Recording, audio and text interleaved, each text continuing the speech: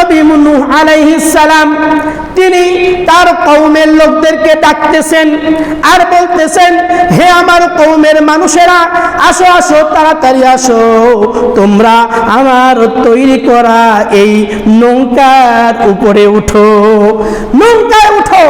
এবং শুধু মানুষদেরকে আল্লাহ রাসূল ডাকেননি, নূহ আলাইহিস সালাম বনের পশুকেও ডেকেছিলেন।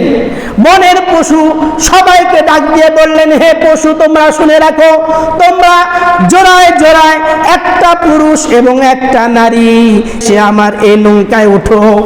এভাবে ডাকতে শুরু করলেন।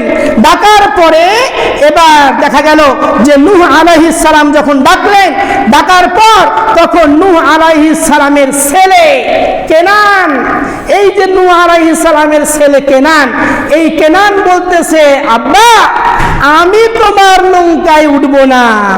চিন্তা করেন, নবীর ছেলে, সেও কিন্তু কাফের। তার মানে এখান থেকে বোঝা যায় যে আলেমের ঘরেও জালেম আছে। আলেমের ঘরে কি আছে? জালেম আছে। হুজুর তার ছেলে যে ভালো হবে এটা কোনো কি নাই, গ্যারান্টি নাই। হাফেজ সাহেবের ছেলে হাফেজ হয় না, হাজির ছেলে হাজি হয় না, আলেমের ছেলে আলেম হয় না। যদি হইতো তাহলে নূহ আলাইহিস সালাম তিনি একজন নবী ছিলেন, তার সন্তান কিন্তু নেককার পরেজগার হইতো। কথা ঠিক না? তাহলে নূহ আলাইহিস সালাম তার সন্তানকে ডাক দিয়ে বললেন যে, হে সন্তান, ওয়ানাদা নূহ ইবনাহু ওয়া কানা ফি মাযিলি, ইয়া বুনাইয়া ইরকাম মা'না ওয়া লা তাকুম মা'আল কাফিরিন। নূহ আলাইহিস সালাম তার সন্তানকে ডাক দিয়ে বললেন, হে আমার সন্তান, তুমি আসো আসো, তুমি আমার নৌকায় উঠো, ওয়া লা তাকুম মা'আল কাফিরিন, তুমি কাফেরদের সাথে থেকো না। এবার নূহ আলাইহিস সালামের ছেলে উত্তর দিচ্ছে, ক্বালা সাআবি ইলা জাবাল, ক্বালা সাআবি ইলা জাবালি ইয়াসিমুনি মিনাল মা।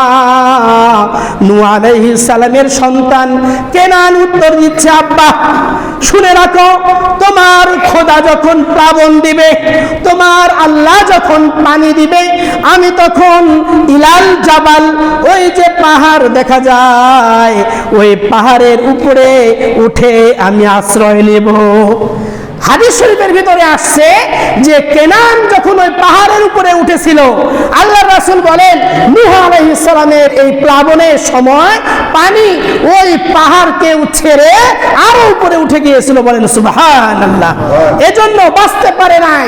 যারা যুগে যুগে ইসলামের দুশমনি করবে, সে নবীর ছেলে হোক, তাও কোনো অসুবিধা নাই।